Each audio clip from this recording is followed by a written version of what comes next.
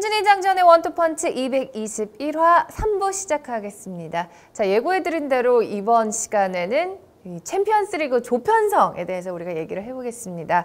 자, A조부터 H조까지 8조가 있는데 이 32개 팀 중에 이제 딱 반, 16개 팀이 16강에 올라가잖아요. 자, 우리 그룹 A부터 그럼 한번 살펴보도록 하겠습니다.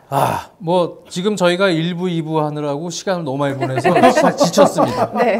지쳤어요. 그냥 간략하게 조 판도를 한번 그냥 시청자 여러분들께 말씀드리자면 저희 하루에 다 찍는 겁니다. 1, 2, 3부를. 네. 다 알고 계실 거예요. 옷이 똑같잖아요. 네. 아니, 당연히 알죠. 네. A조는 A조. 한의원님이 좋아할까요? 싫어할까요? 잘 모르겠네요. 네. 아스날, 바셀, 파리 상제르맹, 루도가레츠인데 제가 보면은 좋아할 것 같습니다. 네.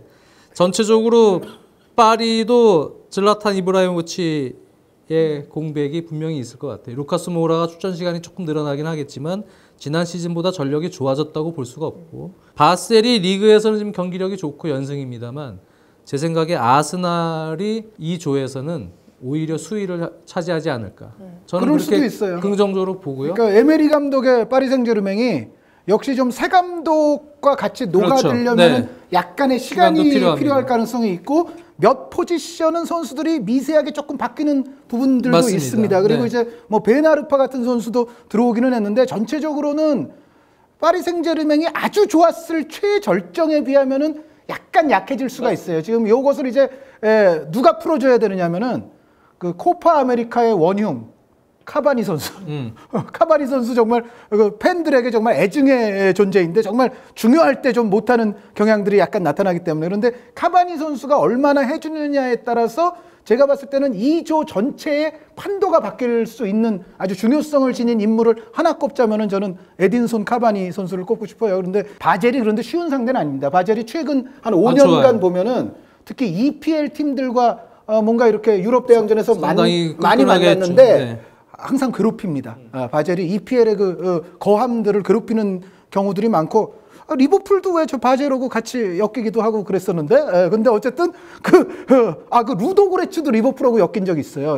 그런 팀들인데, 아스날이 여기서 올라갈 것 같습니다. 우리는 이 바젤을 잘 알고 있는 2명의 선수가 있습니다. 자카 선수, 엘네니 선수. 네, 엘네니 선수는 바젤에서 바로 왔고, 자카 선수가 원래 이제 축구 시작한 데가 바젤이에요. 네. 그래서 친바젤파들, 바젤을 알고 있는 지바젤파들이 있기 때문에 여기서 그래도 파리 생제르맹과 아스날이 올라갈 것 같은데 결국은 이제 1, 2위 쟁탈전이 좀 흥미로울 것 같은 조입니다. 네. 한 의원님은 두 팀 꼽으면 아스날, 파리인가요? 네, 근데 1, 2위는 정확치는 않아요. 네. 네, 근데 어쨌든 아스날이 그 시즌 초반이라면은 파리에게 조금 도전해 볼 만도 하다. 네. 파리가 약간 삐그덕거리는 지금 출발을 할 수도 있고, 에메리 감독의 파리가 얼마나 빨리 자리를 잡느냐, 그리고 카바니 선수가 정말 이제 자기 능력 발휘를 질라탄도 없겠다 좀 시원하게 해주느냐, 이게 좀 변수라고 봅니다. 네.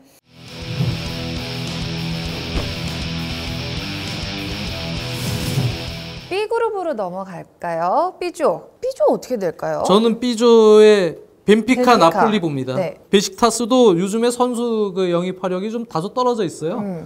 네, 예전에 비해서. 예전에 좀 굵직굵직한 좀 큰 경기에 좀 경험이 많은 선수들이 좀 있었는데 요즘엔 그런 영입이 조금 떨어져 있고, 디나모 키예프도 지금 이렇다 할 공격력을 강화할 수 있는 영입이 별로 없습니다만, 벤피카는 물론 헤나투 산체스나 가이탄 같은 선수들이 떠났습니다만 조나스나 미트로글루, 지난 시즌 37골 넣었던 조나스, 20골 넣었던 미트로글루 그대로 건재하고, 팀 전력에는 제가 보면 큰 변화는 없다고 보여져요. 나폴리가 2조에서는 조 1위 후보라고 저는 생각이 듭니다. 네. 이건 이과인 선수가 떠나긴 했습니다만 저는 밀리크 선수가 메르텐스랑 같이 좋은 호흡을 맞출 거라고 생각이 들고, 오히려 전력적으로는 뭐 지난 시즌 못지않은 그런 능력을 보여줄 것이다. 그래서 2조에서는 나폴리가 1위, 벤피카가 2위. 저는 이렇게 예상을 합니다. 그 2조의 키를 쥐고 있는 선수가 아렉 밀리크 선수입니다. 아르카디우스 밀리크인데 아렉이라고 하거든요. 아렉 밀리크 선수인데, 그 밀리크 선수가 굉장히 지능적이고 맞습니다. 굉장히 다기능적인 포워드입니다. 아주 좋은 영입을 했는데, 이제 다만 나폴리는 지난 시즌에 나폴리의 이과인 선수의 활약은 리버풀의 옛날 수아레스 선수, 네. 리버풀의 옛날 수아레스 선수 혹은 그 빨간 토레스 선수 뭐 있을 때 그 정도 이상의 존재 가치였죠. 그런데 이제 그 자리를 밀리크 선수가 대체하게 됐는데 밀리크 선수가 이과인 선수가 못 가진 것들을 상당 부분 또 갖고 맞아요. 있는 선수예요. 네. 그런데 다만 이 선수의 약점은 기복이 심하고 골 결정력의 차원에 있어서만큼은 100% 신뢰할 수는 없다는 이제 그 두 가지 부분이 좀 있거든요. 근데 밀리크 선수의 결정력이 얼마나 꾸준히 나타나느냐에 따라서 이 조의 판도가 또 좌지우지가 될 수가 있다. 그리고 벤피카 같은 경우에 안드레 오르타 같은 영입은 상당히 또 괜찮아요. 그래서 벤피카 근데 저는 베식타스가 만만치 않은 다크호스는 될 수 있을지도 그럼요. 몰라요. 네. 여기도 이제 탈리스카 선수라든가 웨지아쿱 선수는 상당히 또 좋은 선수거든요. 그리고 콰레스마 선수가 포르투갈 팀이 아니라 지금 베식타스에 있습니다. 베식타스에 있습니다. 네, 베식타스는 갖고 있는 선수들의 재능을 잘만 발휘하면 나폴리든 벤피카든 뭔가 발목을 한번 걸 수는 있다. 그래서 베식타스가 여기서는 다크호스이고 나폴리 벤피카가 기본적으로 좀 유리하다는 거는 저도 장 의원님과 같습니다. 네, 한 의원님도 나폴리 벤피카를 일단은 보내요.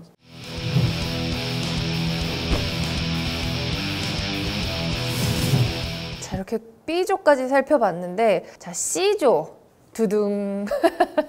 자, 뽑아도 어쩜 이렇게 뽑아요. 바르셀로나, 맨체스터 시티, 맨헨글라드바흐, 셀틱이 속해 있는 C조입니다. 여기는 셀틱이 좀 눈물을 좀 많이 흘릴 것 같네요. 네. 네, 사실 야심차게 지금 영입을 했어요. 챔피언스리그 지금 도전하기 위해서 제가 원투펀치에서도 얘기했던 fulham의 무사 덴벨레입니다. 이 아주 좋은 영입이 됐고 또 감부와 같은 선수, 측면 윙백 자원, 또 콜로투레, 경험이 많은 콜로투레, 스코 싱클레어 같은 재능 넘치는 선수들. 사실 야심찬 영입입니다. 셀틱 입장에선.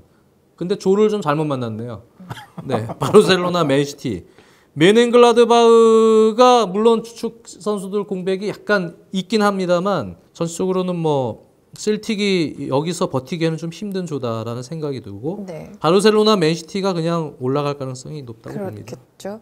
이건 전 세계 누구한테 이야기하라고 해도 네. 이 두 팀을 얘기를 할 겁니다. 그리고 모든 관심은 펩 더비 혹은 브라보 더비. 그렇죠.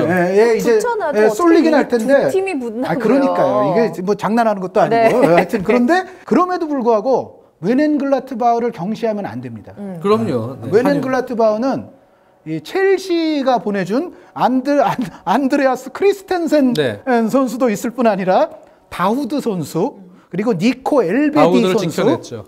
다우드, 크리스텐센, 엘베디 이런 선수들은 사실은 그 이 낮은 연령대 이 젊은 선수들 그룹에서는 상당히 분데스리가에서 아주 인정받는 선수들이고요. 여기에 이제 토르강 아자르, 뭐 하파엘, 파비안 존슨 또 이런 만만치 않은 선수들이 웬헨글라드바흐에 있거든요. 그리고 그 안드레 슈베르트 감독이 부임한 이후 지난 시즌에는 좀 어려운 상황에 부임해서 아주 성공을 했습니다만 올 시즌은 출발부터 이제 슈베르트 감독이 조금 더 정비된 팀으로 갈 수가 있어요. 그래서 제가 봤을 때는 웬헨글라트바흐가 그 전술적 유연성이나 젊은 선수들의 어떤 재능적 측면이나 저는 바르셀로나나 맨체스터 시티를 좋은 날이면 충분히 괴롭힐 수 있다고 생각을 해요. 네. 그래서 너무 펩 더비, 브라보 더비에만 집중해 있다가 웬헨글라트바흐에게 한 대 맞는 팀은 이제 뭔가 첼시에게 매우 고마워해야 돼요. 2년 임대해줬거든요. 네. 크리스텐센은 2년 임대를 해줬어요. 지난 시즌에서 올 시즌까지 계속. 네. 아니 일부 팬들이 그런 얘기가 있잖아요. 크리스텐센을 그냥 쓰면은 뭐 수비수 걱정 안 했어도 되는 거 아니냐. 네. 그거에 대해서는 어떻게 생각하세요 혹시? 뭐 그런 선수가 한두 명이 아닙니다. 첼시. 이렇게 챔피언스 얘기하는데 첼시 얘기가 나가지도 못하는데. 아니 첼시가 보내준 선수들이 도처에 있어서 네. 그런 거 걸리면은 저는 꼭 적어와요.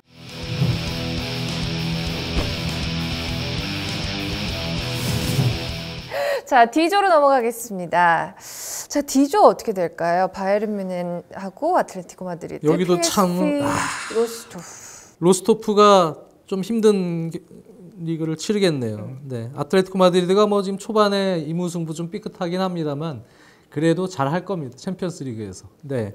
바이에른 뮌헨은 뭐 그냥 주축 그대로 있다고 봐야 됩니다. 네. 거기에 이제 훈멜스까지 보강이 됐기 때문에 이번 대회 역시 강력한 우승 후보 안첼로티 감독이 역시 좋은 결과를 낼 것 같다 이렇게 생각이 듭니다. 이 조는 뭐 C조와 마찬가지로 물론 아인토벤이 있습니다만 아틀레티코 마드리드, 바이에른 뮌헨 네, 두 팀. 뭐 한의원님 표현대로 전 세계 어느 팬이 보도를 해도 네. 이 두 팀이 유력하다고 생각이 들어요. 아, 그거는 맞아요. 그러니까 전 세계 어느 평론가에게 하더라도 바이에른 아틀레티코 진출을 그렇게 예측을 할 겁니다. 그리고 바이에른과 아틀레티코 간의 맞대결 승부는 좀 어렵긴 한데 전체적인 이 조별리그 운영에 있어서는 역시 바이에른이 더 유리하다. 그러니까 나머지 두 팀을 상대로 승점을 따내는 게 아무래도 바이에른이 조금 더 용이할 것이기 때문에 맞대결에서는 이게 좀 예측이 쉽지는 않지만은 바이에른이 그래도 1위를 할 가능성이 좀 더 높은 그런 조긴 한데, 그런데 이 조는 이 로스토프가 지금 예선 뚫고 지금 올라오는 과정에서 벨기에의 자랑 안더레우트를 꺾고요. 꺾었죠. 네덜란드의 자랑 아약스를 꺾고 올라왔어요. 아약스가 요즘에 좀 부진하게. 물론 그렇기는 하더라도 이 로스토프가 5-3-2 포메이션을 쓰는데 심지어 그 8월 초에 지난 시즌 정말 잘 이끌었던 베르디예프 감독이 물러나가지고 지금 임시 감독 체제로 지금 여기 왔어요. 로스토프. 그래서 이런 팀의 정신력과 이 아주 실리 축구는 제가 봤을 때는 그 로스토프의 원정을 가는 팀, 바이에른이 됐든 아틀레티코가 됐든 아인토벤이 됐든 로스토프 원정에서 약간 삐끗하는 팀은 또 약간 수비력이 한번 헛디딜 가능성이 있다. 이 팀이 외국인 선수가 그렇게 많은 팀은 아니거든요. 네. 이란의 아주문 선수가 여기 있고 그다음에 뭐 노보와 이런 선수들이 있는 팀인데 러시아 선수들이 사실 주축이 되는데 이 팀이 상당히 수비적입니다. 이 아약스하고 할 때도 그랬고 그래가지고 체격 조건이 좋고 셋피스 위주의 경기 운영을 하는 팀이에요. 그래서 한 의원님 말대로 원정 갔을 때 아틀레티코 마드리드나 이런 팀들이 좀 고전할 가능성은 있죠. 자칫하면은 이제 그래서 하지만 뭐 전체적인 틀에서는 전력적으로 좀 많이 떨어지긴 합니다. 뭐 세밀한 부분이나 테크닉적인 부분이나. 근데 사실 무시할 팀은 이 32강에 올라온 팀들은 무시할 팀은 한 팀도 없어요. 네. 근데 거기서 이제 우열을 좀 가리는 그런 상황이죠. 네. D조 같은 경우에는 그래도 고전을 하더라도 그래도 바이에른 뮌헨하고 아틀레티코 마드리드가 아마 올라갈 것이다.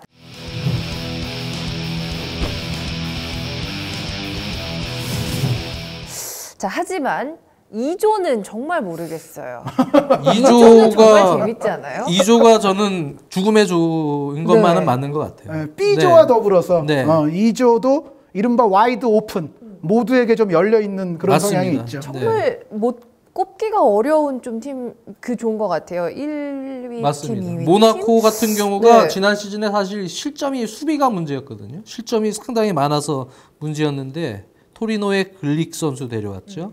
시디베 데려왔죠. 마르세유의 망디, 헛백 라인, 수비 라인을 상당히 보강을 지금 잘했어요. 그래서 버티는 힘이 지금 생겼습니다. 그래서 이러한 조별리그에서 모나코 같은 수비를 강화한 팀들이 승점을 그래도 짜내는 힘들이 좀 생길 것 같아요. 그래서 레버쿠젠 같은 경우가 뭐 케빈 폴란트나 이런 선수들 영입을 하면서 부분적인 보강을 했습니다만 토트넘이 또 있고 저는 모나코, 레버쿠젠, 토트넘 이 세 팀이 다 올라간다고요?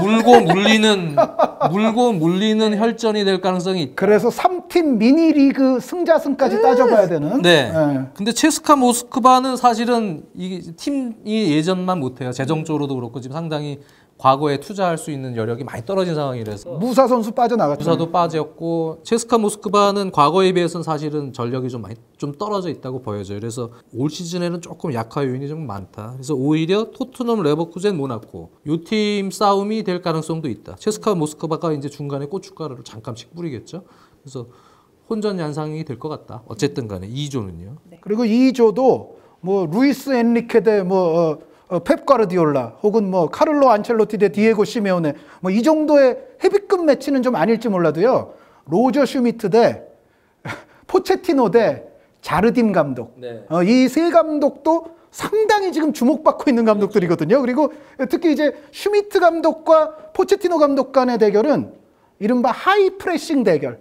그러니까 높은 지역에서의 전방 압박. 레버쿠젠도 마찬가지. 두 팀 다 어떤 전술적 기조를 그렇게 선택하고 있는 팀들이고 어떻게 보면 여기서 좀 더 크레이지 압박을 펼치는 팀은 레버쿠젠일 수도 있습니다. 그런데 어쨌든 레버쿠젠 대 스퍼스의 대결, 토트넘의 대결은 전술적으로도 상당히 재밌는 싸움일 거다. 이게 바르셀로나 대 맨체스터 시티 못지않게 요 레버쿠젠 대 토트넘의 대결도 사실 전술 평론가들이 많이 주목을 할 겁니다. 여기에 모나코의 자르딤 감독까지 끼어들어서 이 조도 사실은 이 감독 간의 대결도 상당히 좀 눈여겨볼 요소가 아니냐라는 생각입니다.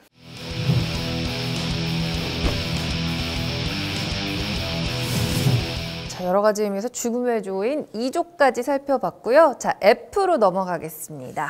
F조는 저는 이제 C조의 바르샤와 맨시티의 2강 체제, 또 D조의 바이른과 아틀레티코의 2강 체제에 비해서 도르트문트와 레알 마드리드가 스포르팅 리스본이라는 다크호스의 위험에 조금 직면할 가능성도 있다고 저는 보여져요.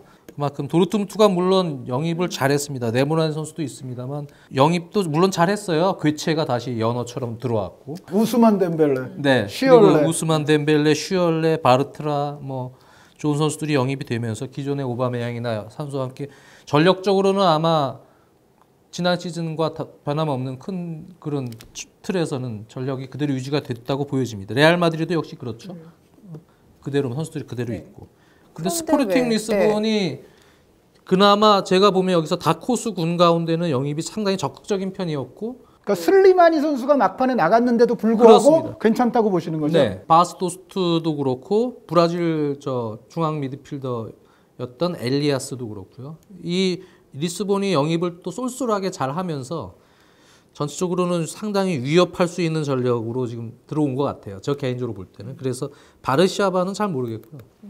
도르트문트 레알 마드리드가 약간 덜미를 잡힐 가능성은 오히려 C조, D조에 비해서 더 있지 않나. 라는 저는 개인적인 생각입니다. 근데 이제 스포르팅 리스본이 슬리마니 선수 말고도 조앙 마리우 선수가 네. 또 인터밀란으로 맞습니다. 떠난 게 있어요. 그런데 이제 이 스포르팅 리스본이 잘하려면은 EPL 팬들도 많이 알고 계시는 선수들이 이 팀에 있어요. 뭐 조엘 캠벨, 브라이언 루이스, 조엘 캠벨도 임대로 지금 이런 들어왔고요. 선수들의 또 활약이 중요할 겁니다. 영입을 원래 포르투갈 팀들이 영입을 많이 바꾸잖아요. 다 많이 내보내요. 바꾸는데 이번에 영입은 조금 그래도 쏠쏠하게 영입이 많이 됐습니다. 임대 선수도 그렇고 새로 들어온 선수도. 그래서 기존 전력, 지난 시즌 전력보다 절대 떨어지지 않는다고 봐요. 스포팅 리스본 같은 경우는.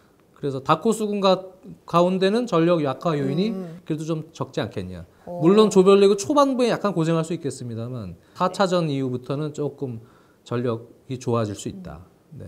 그래서 그 보고 있습니다. 네, 그리고 2강을 꼽지만 그래도 그 다크호스의 예. 위협이 조금 더 큰 조. 그렇습니다. 2강은 물론 뭐 레알과 돌트문트입니다. 네.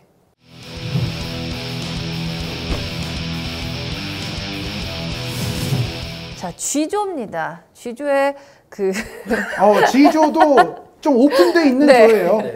네. 웃음이 터져 나왔는데. 왜 웃으신 거예요? 아니, 지금? 그러니까 지난 시즌에 이제 레스터 시티가 우승을 했는데 이 팀이 과연 챔스에 나가면 어떻게 될까라는 생각을 정말 많이 했는데, 자, 레스터 시티가 막상 챔피언스리그 조편성에 있으니까 그냥 기뻐서 기뻐서 웃음이 이렇게 저도 모르게 터져 나왔습니다. 네.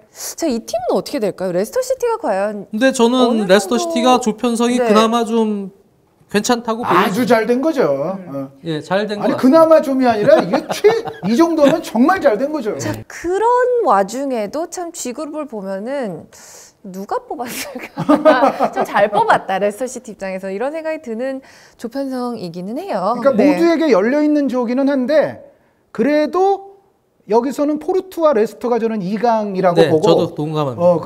그리고 레스터가 물론 이제 막판에 슬리마니 선수까지도 데려오기는 했어요. 그런데 그럼에도 불구하고 포르투가 이렇게 또 퀄리티를 유지한 데는 결정적으로 좀 에버튼이 역할을 했습니다.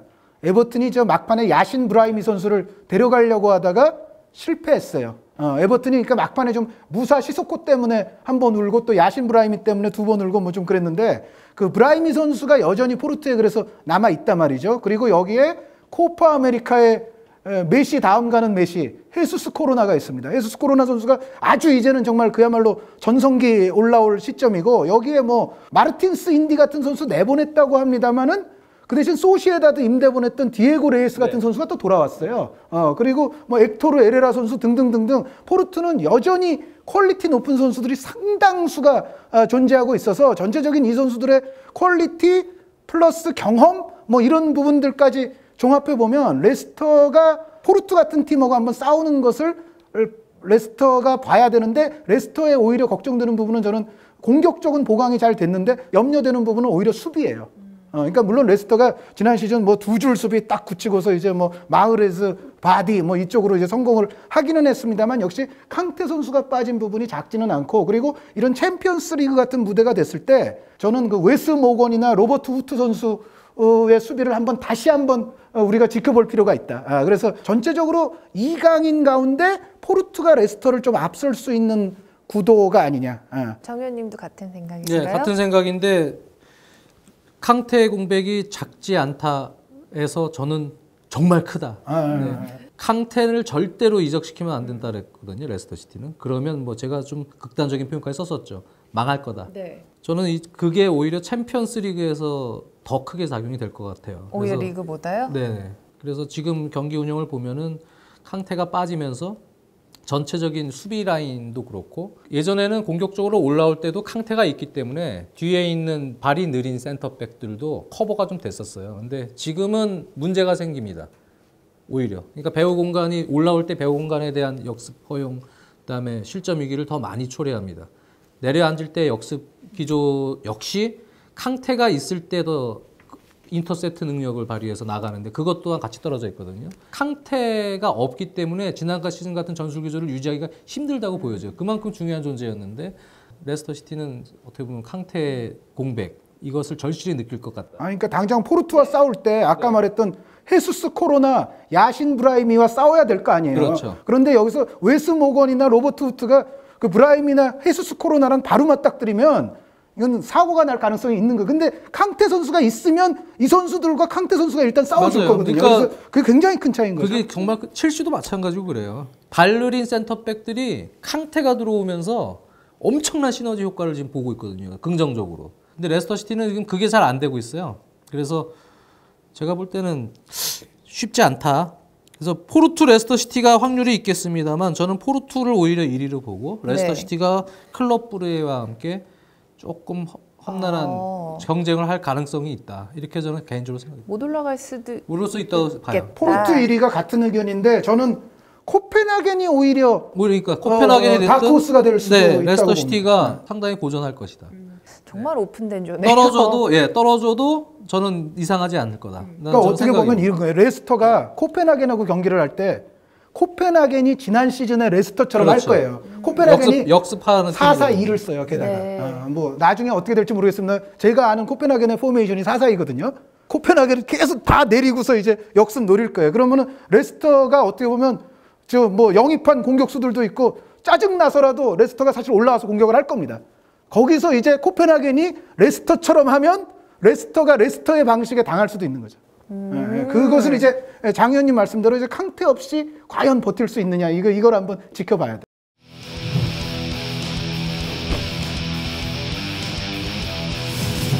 어느덧 저희가 마지막 조까지 왔네요. H조까지 왔습니다.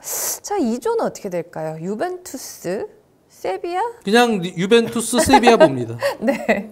위원님 같은 생각이신가요? 그러니까 세비야가 리옹 원정 경기를 어떻게 치르느냐 이제 그 경기가 좀 주목 경기긴 한데 리옹보다는 그래도 살짝 세비야가 물론 이제 그 아스날의 4위 뭐 이런 것처럼 세비야는 유로파 뭐 이래가지고 또 세비야는 3위 아니냐 이제 그런 의견도 있을 수는 있습니다. 그런데 전체적으로 보면 그래도 세비야의 시스템이 리옹의 수비를 파괴할 가능성이 저는 좀 더 크다고 보고 물론 세비야도 실점을 할 수 있겠습니다만 약간의 차이로 세비야가 리옹보다는 조금 더 우세하리라고 보고 디나모 자그레브는 전력이 조금 약화가 됐어요. 이게 맞아요. 마르코 피아차라는 선수가 유로에도 나왔던 선수입니다만 유벤투스로 갔고요. 또 마르코 로그라는 선수도 이 나폴리로 갔죠.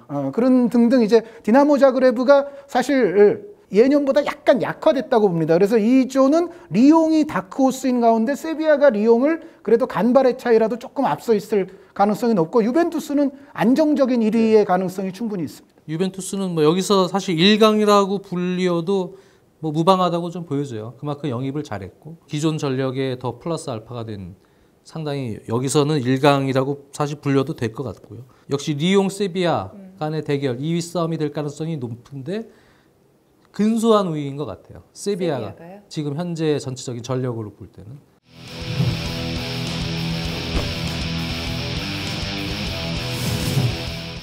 자, 우리가 이렇게 정말 빨리 정말 중요한 포인트만 찝어서 A조부터 H조까지 한번 리뷰를 해봤는데, 자, 또 첫 번째 매치가 우리나라 시각으로 추석에 열리더라고요. 네. 경기 보기 너무나 딱 적합한 그런 날짜가 아닌가. 장 의원님은 중계하시고, 네, 우리는 저희는 이제 가족들과 다 같이 뭐 이제 보면 되고, 될 것 같아요. 뭐 다른 일 있으시면 뭐 안 봐도 나중에 보시면 되고. 자, 이렇게 해서 챔피언스 리그 추석 때 가족들하고 이제 재밌게 보시길 바라고요. 저희는 여기서 원투펀치 221화 마치도록 하겠습니다. 자, 저희는 다음 시간에 인사드리도록 할게요. 원투펀치는 한준희, 장지연이 백발이 되는 그날까지 계속됩니다. 다음 시간에 봬요.